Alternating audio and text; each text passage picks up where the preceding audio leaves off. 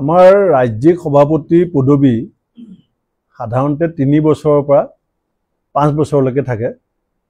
মই প্ৰায় 4 বছৰ আৰু এমাহ থকা হলে 4 বছৰ হ'লতেন।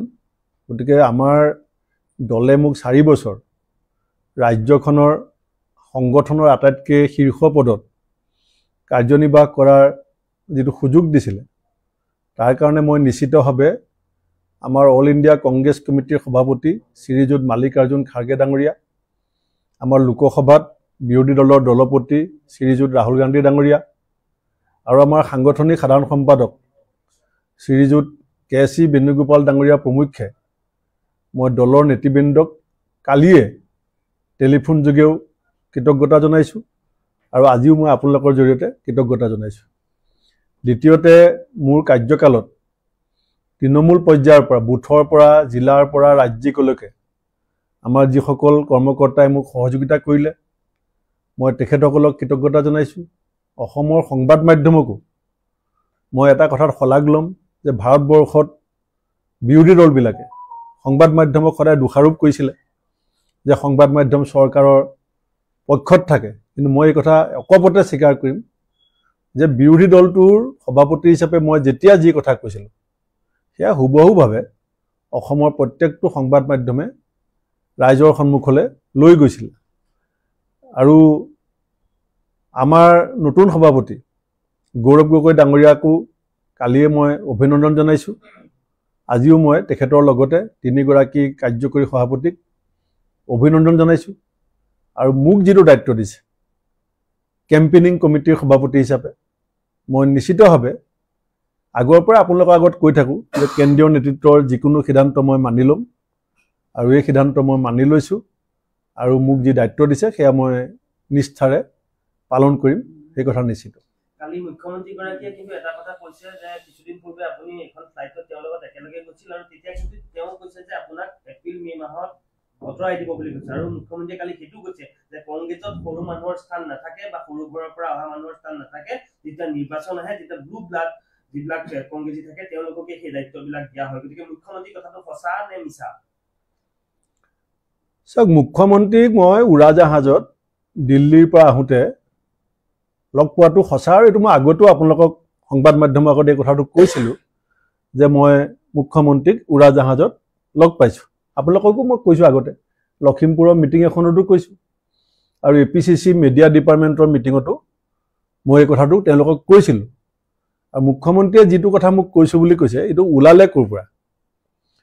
তেখেতে মোক কৈছিলে যে তোমাৰ এনেকুৱা কি শক্তি আছে যে তুমি মোক মানে বগৰাই দিম বুলি পেলাই সদায় ক্ষমতাৰ পৰা বিজেপিক আঁতৰাম বুলি কৈ থাকা। তেতিয়া মই তেখেতক কৈছিলোঁ যে আপোনাৰ বিৰুদ্ধে ৰাইজৰ যিটো ক্ষোভ আছে সেইটো আমি ভোটলৈ পৰ্যবেক্ষিত কৰিম আৰু আপোনাক ক্ষমতাৰ পৰা আঁতৰাম।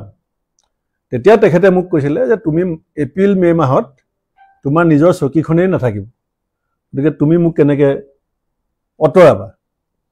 তেতিয়া মই তেখেতক ক'লোঁ যে আপুনি কংগ্ৰেছৰ ভিতৰৰ খবৰ নাপায়, আপুনি যিটো মোক বাৰ্তা দিছে এইটো আপোনাৰ চ'ৰ্চটো উইক চ'ৰ্চ। তেতিয়া মুখ্যমন্ত্ৰীয়ে মোক কৈছিলে যে মোক আণ্ডাৰ এষ্টিমেট নকৰিবা।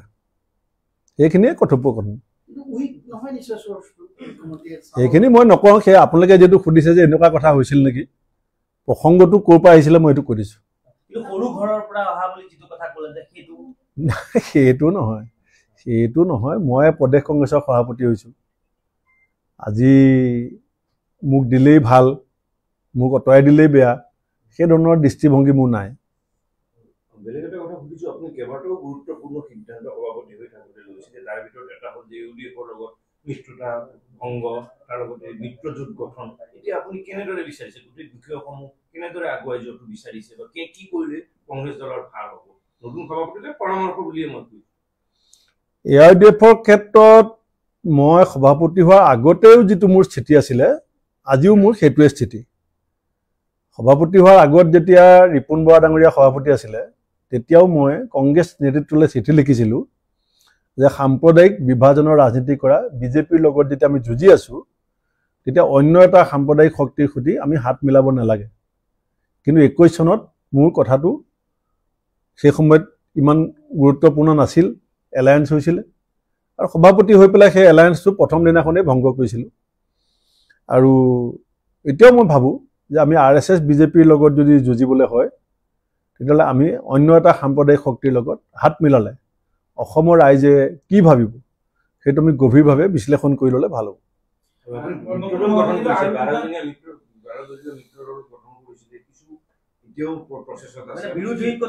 নাই, মই সেইটো যোৱা 15 তাৰিখে যেতিয়া কেন্দ্ৰীয় নেতৃত্বৰ মুখতে আলোচনা কৰিছিলে দলৰ এটা সম্ভাৱ্য ৰিচাপুলৰ সম্পৰ্কত, তেতিয়াও মই কৈছিলোঁ যে এলায়েন্সৰ প্ৰয়োজনীয়তা, বিজেপি বিৰোধী মানুহখিনিক একত্ৰিত কৰাৰ প্ৰয়োজনীয়তা আছে।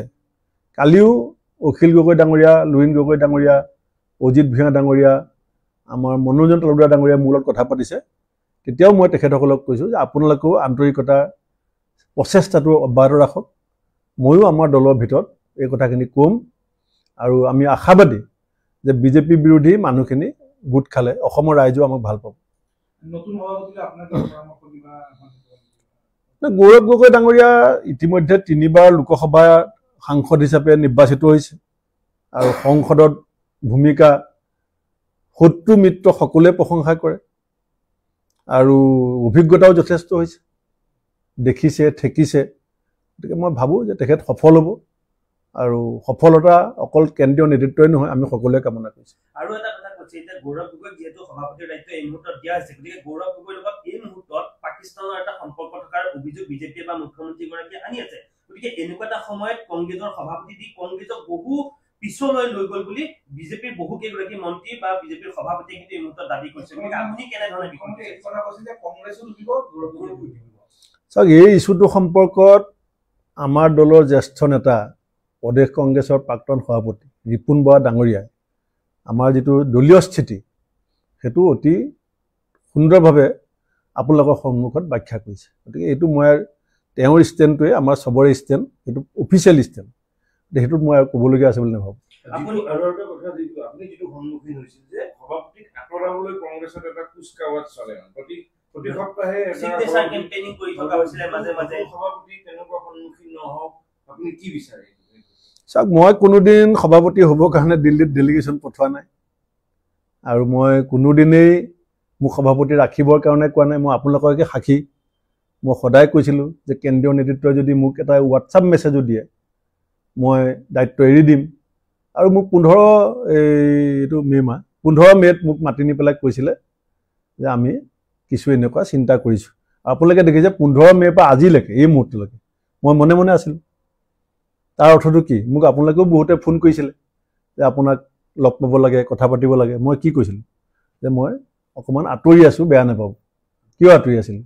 মই কেন্দ্ৰীয় নেতৃত্বক কথা দিছিলোঁ যে দলটো ভাল হোৱাৰ খাতিৰত আপোনালোকে যি সিদ্ধান্ত ল'ব মই মানি ল'ম, আৰু মই মানি লৈছোঁ বুলি কালি লগে লগে মই টুইট কৰিছোঁ। ৰাইজৰ মৰমত কথা আমি চৰকাৰক ক'ব পাৰোঁ। ভূপেন বৰাই ৰাইজৰ স্বাৰ্থত ৰাইজৰ কণ্ঠ হিচাপে, বিৰোধী দলৰ সভাপতি হিচাপে যিখিনি কথা চৰকাৰৰ সন্মুখত ৰাজহাড় ফোন কৰি বুকু পিন্ধাই চৰকাৰৰ চকুত চকুত হৈ ক'ব লাগে সেইখিনি কথা কৈছিলোঁ বুলি মই দৃঢ়ভাৱে বিশ্বাস কৰোঁ। আপুনি সভাপতিৰ পদ গ্ৰহণ কৰাৰ সময়ত যথেষ্টখিনি প্ৰত্যাহ্বানপূৰ্ণ সময় আছিল আৰু সেইটো হৈ যোৱা আপোনাৰ কাৰ্যকালটো আটাইতকৈ কংগ্ৰেছৰ আমি দেখা হয়তো সংঘাতপূৰ্ণ সময়। তাতে কিছু পৰিৱৰ্তন আপুনি দেখিলে নে? আপুনি কি ক'ব, নিজে কেনেকৈ? এইখিনি সময়ত সংগঠন কৰিবলৈ যথেষ্ট সুবিধা আছে, কাৰণ এতিয়া মই যেতিয়া সভাপতি হৈছিলোঁ MLA টিকেট বিচৰা মানুহ বাদ দিয়ক, দলৰ পদবী ল'বৰ কাৰণে মানুহ নাছিলে। আপোনাৰ 17খন জিলা সভাপতিয়ে পদত্যাগ কৰিছিলে, 64টা ব্লকত সভাপতি নাছিলে, BTRত কংগ্ৰেছ শূন্য আছিলে। আপোনালোকে জানে কংগ্ৰেছে 20 বছৰ BTRত কণ্টেষ্ট কৰা নাছিলে। হাইলাকান্দি জিলাখনত কংগ্ৰেছ শূন্য হৈ গৈছিলে। এতিয়া 17খন জিলা সভাপতি পদত্যাগ, 64জন ব্লক সভাপতি পদত্যাগৰ মাজত ৰাজীৱ ভৱনত যেতিয়া মই যাওঁ, আপোনালোকে বহুতবাৰ নিউজ কৰিছিলে যে ৰাজীৱ ভৱন নিমাও সভাপতি অকলে গাড়ীখন লৈ বহি আছে, এনেকুৱা নিউজ আপোনালোকে বহুত বজাইছিলে। এতিয়া এটা চবতছে ভাল কথা যে আপুনি দেখিব একেবাৰে কমেও 300 MLA এপ্লিকেশ্যন আমি এতিয়া পাম, একেবাৰে কমেও মই কৈছোঁ। গতিকে তাৰমানে 300গৰাকী সেনাপতি সমষ্টি ভিত্তিক এতিয়া ৰেডি হৈ আছে, যোনে দলটোক নিজৰ নিজৰ জেগাত শক্তিশালী কৰিবৰ কাৰণে কাম কৰিব। আৰু পঞ্চায়ত ইলেকশ্যনত যদিও আমি ফলাফল ভাল হোৱা নাই, আমি নিজৰ শক্তি এটা উমানো পাইছোঁ যে ইমান প্ৰতিকূল পৰিস্থিতি, হিতাধিকাৰী আঁচনি, চৰকাৰৰ আগ্ৰাসী ৰাজনীতি, ইমান ডাঙৰ কেম্পেইনিং চৰকাৰৰ, তাৰ মাজতো যিখিনি মানুহে বিজেপিৰ বিৰুদ্ধে ভোট দিছে সেই মানুহখিনিক যদি সমল হিচাপে লৈ আমি আগবাঢ়িব পাৰোঁ, সেই মানুহখিনিয়ে আমাক বহুত আগুৱাই দিব। কিন্তু ভূপেন বৰাক ভাল পোৱা বহুত মানুহে কিন্তু ক'ৰবাত যুক্তি বিচাৰি পোৱা নাই, কিয় আঁতৰালে? কাৰণ আকৌ গোটেই ৰিজাল্টটো চবৰ সমষ্টিতে বেয়া হৈছে, যোৰহাটতো বেয়া হৈছে, লখিমপুৰতো বেয়া হৈছে, অভাৰঅল সকলোৱে দায়িত্বত আছিলে, আপুনি দায়িত্বতো নাছিলে পঞ্চায়ত নিৰ্বাচনত, আপুনি বেলেগ কমিটি কৰি দিছিলে, তো ক'ৰবাত দুখ পাইছে কংগ্ৰেছ কৰ্মী? নাই, মই দলৰ নেতা কৰ্মীসকলৰ মোৰ প্ৰতি যিটো ভাল পোৱা সেইটো মই অত্যন্ত কৃতজ্ঞ। মই কালিৰ পৰা বহুত টেলিফোনো পাইছোঁ, মেছেজো পাইছোঁ, কিন্তু মই সকলোকে আহ্বান জনাইছোঁ যে এইটো সময়ত আমি ব্যক্তিগত চিন্তাবিলাকক বাদ দি ৰাজ্যখনৰ মানুহখিনিয়ে কি বিচাৰিছে, ৰাজ্যখনৰ নতুন চামটোৱে কি বিচাৰিছে, যুৱ প্ৰজন্মই কি বিচাৰিছে, আৰু আমাৰ মূল সমস্যাবিলাক কি। মূল সমস্যা মোৰ চকীখন নহয়, আমাৰ যিটো মূল সমস্যা আছে ৰাজ্যখনৰ, সেইবিলাক সমাধানত আমি কেনেকৈ আগভাগ ল'ব পাৰোঁ, সেইটো কাৰণে আমি এটা সংঘবদ্ধ প্ৰচেষ্টা আমি যোগাত্মকভাৱে চবেই ল'ব বুলি পেলাই মই আশা কৰিছোঁ। হ'ব, ধন্যবাদ। সভাপতি হিচাপে আপোনাৰ পৰিকল্পনা আছিলে, পুৱাৰ পৰা আপুনি এটা পৰিকল্পনা আগবাঢ়ি, এতিয়া আপোনাৰ পৰিকল্পনা কেনেকুৱা? এতিয়াতো চাওক, দায়িত্ব দলে দিছেই, প্ৰচাৰ সমিতিৰ দায়িত্ব দিছে, সেইটো আমি আলোচনা কৰিম দলত যে প্ৰচাৰ সমিতিয়ে কেনেকুৱা ভূমিকা হ'ব লাগে, চবৰে অনুমানো আছে। আৰু দ্বিতীয়তে ৰঙা নদীত ইলেকশ্যন খেলিবৰ কাৰণে পৰিকল্পনা কৰিছোঁ, যিটো মই কেন্দ্ৰীয় নেতৃত্বকো জনাইছিলোঁ যে মোক যদি দলে একো দায়িত্বও নিদিয়ে তেতিয়াও মই জেগা এটা উলিয়াইছোঁ কাম কৰি থাকিবৰ কাৰণে। আৰু তেতিয়া দলে মোক কৈছিলে নহয়, তুমি সমষ্টিও চাবা আৰু দলৰো কাম কৰিব লাগিব। এতিয়া মোৰ দুটা কামটো অলৰেডি আছেই, এটা ৰঙা নদী, এটা নিৰ্বাচনী প্ৰচাৰ সমিতি, আৰু দুইটাতে নিষ্ঠা, সততা আৰু সৰ্বশক্তিৰে চেষ্টা কৰিম। ধন্যবাদ।